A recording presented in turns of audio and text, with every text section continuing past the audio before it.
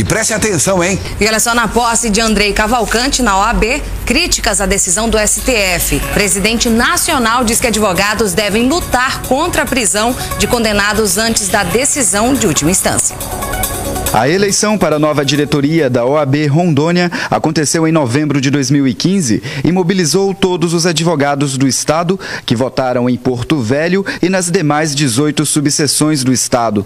Com 61,57% dos votos válidos, o advogado Andrei Cavalcante foi reeleito presidente da seccional Rondônia. A posse da diretoria, que é reconduzida para o triênio de 2016 a 2018, acontece no mesmo dia em que a OAB Rondônia comemora 42 anos de fundação.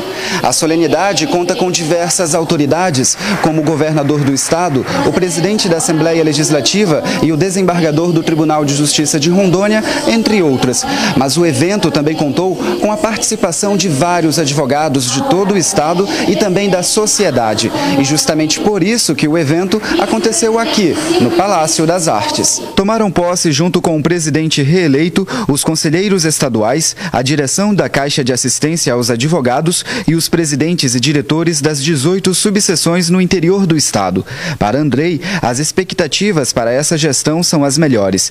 Ele afirma que a seccional continuará em defesa da classe e da sociedade contra a corrupção. Estaremos aí, em pé e a ordem, para atender as expectativas da advocacia do estado como um todo, sendo sensíveis às peculiaridades e às realidades enfrentadas pelos colegas de todas as regiões do estado de Rondônia. Só a título de dado, nós estaremos apresentando na semana que vem o calendário para capacitação dos advogados de Rondônia em todas as subseções a partir desse primeiro semestre. Esteve presente na solenidade o presidente da OAB Nacional, Cláudio Lamáquia, o qual enalteceu o estado de Rondônia em seu discurso e fez elogios à gestão anterior de Andrei Cavalcante.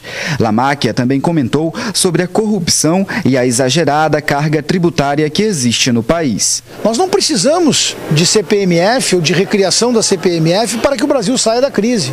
O que nós precisamos sim é de respeito com o erário público, o que nós precisamos sim é de gestão, o que nós precisamos sim é de compromisso com a causa pública. Lamáquia também se manifestou quanto à recente decisão do Supremo Tribunal Federal que permite a prisão de condenados a partir da sentença de julgamento realizado em segunda instância. Senhor presidente, houve essa decisão ontem do Supremo Tribunal Federal em decidir que as prisões já podem ser decretadas a partir de decisão de segundo grau, né? Inclusive o ministro Teori Zavascki, ele afirma que isso iria inibir a impunidade, a sensação de impunidade, porque iria acabar com aquela gama de recursos que muitos réus usam até para protelar o processo e conseguir a prescrição. O que a OAB tem a dizer nesse sentido?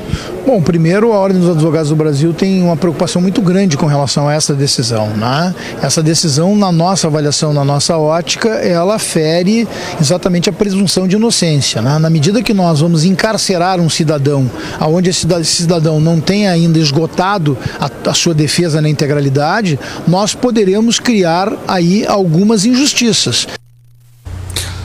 Olha, esse é um assunto que está ganhando corpo no país inteiro. Há, inclusive, 2 ministros do STF que já disseram que são contra essa decisão. Um deles, o Marco Aurélio Melo, o outro Celso Melo, que já se colocaram contra o que foi decidido ontem, que seria uma agressão à própria Constituição. Eu, na verdade, quando chegou a notícia, ontem, ao meio-dia, no papo de redação, eu até cheguei a dizer, não, sabe que eu sou a favor disso? Eu comentei, junto com o Benito Sérgio Pires, porque assim, bom, o cara foi condenado em primeira instância. Condenado em segunda instância, quer dizer, será que tem dúvidas ainda?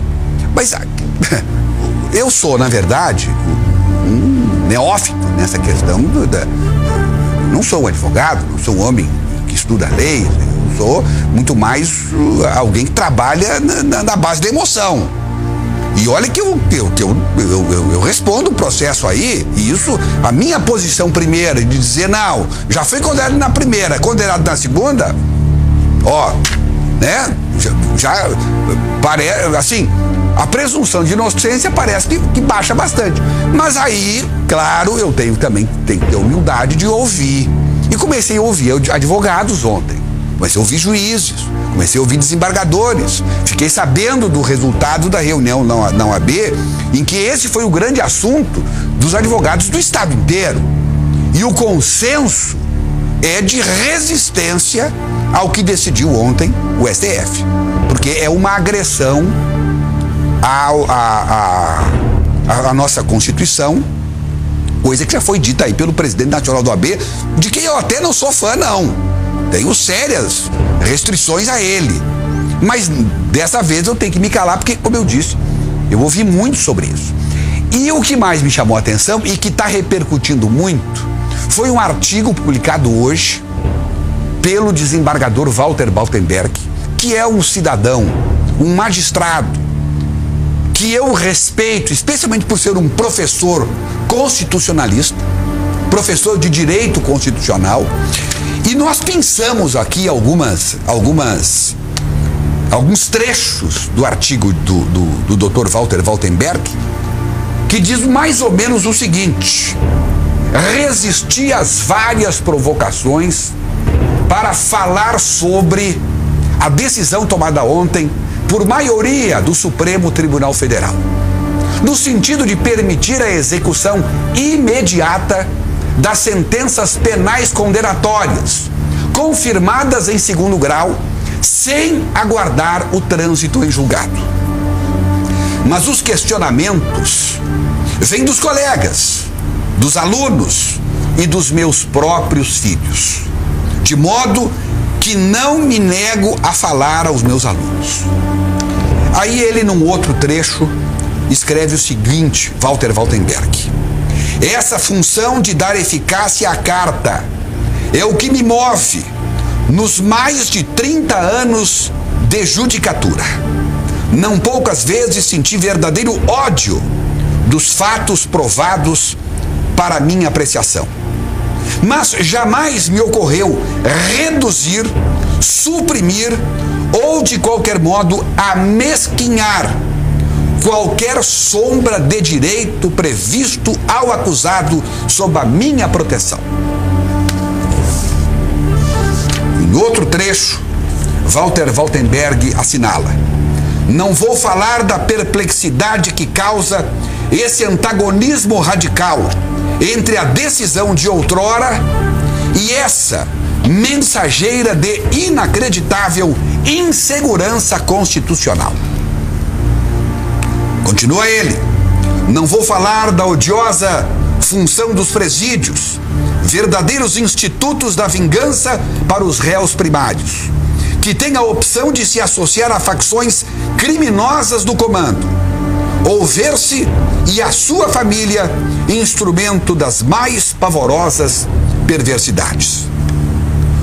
O que choca, o que causa desconforto, continua Walter Baltenberg, o que causa decepção, tristeza e tantos outros sentimentos que traduzem impotência ante tão inexplicável decisão, e a certeza de que nesse vácuo de legitimidade que vivemos, juízes se sentem no direito de interpretar segundo a vontade popular, jogando no lixo a carta escrita com tanto denodo e sacrifício.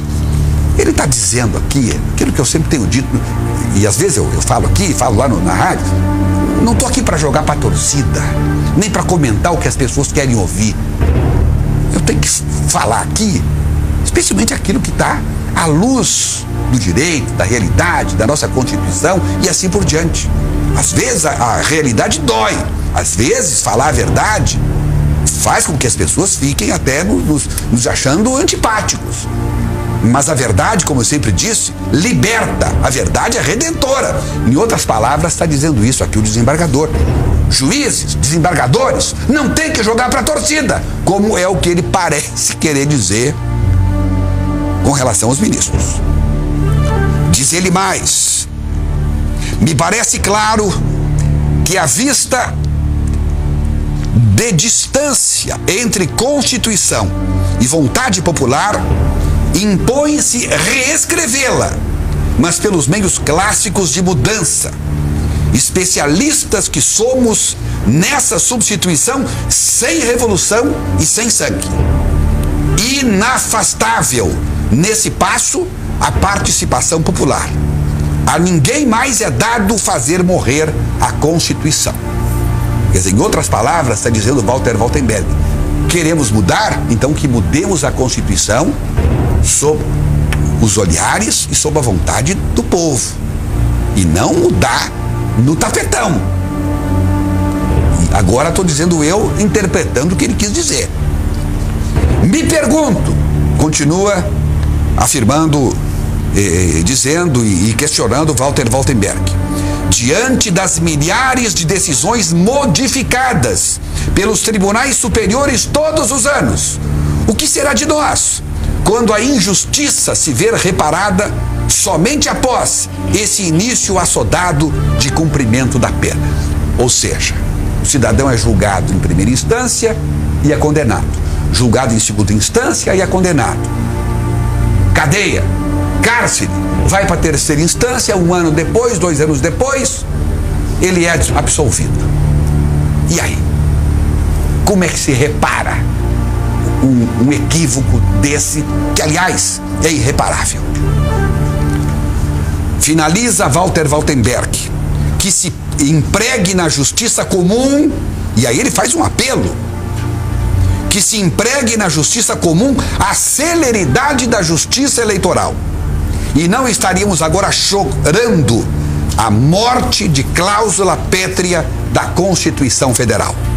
Tomara que o povo consiga, pelo menos nesse momento, se alegrar com isso. Já não terá sido em vão. Texto que ensina muito através das palavras e da pena de Walter Waltenberg.